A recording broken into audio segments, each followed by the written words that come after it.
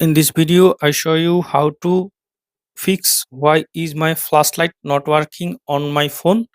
For solving this, go to settings, scroll down, then go to apps.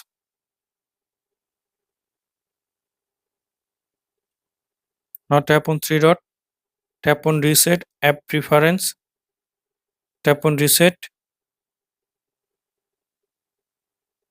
tap on camera,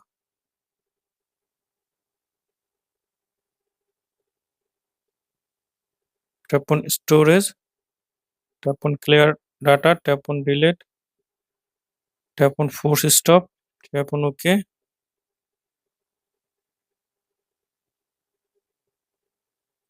Now search for reset all settings, reset settings, enter your password or pin code, tap on reset again.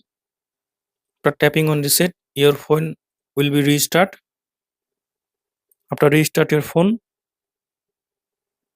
now tap on flashlight. I hope that this method working for you.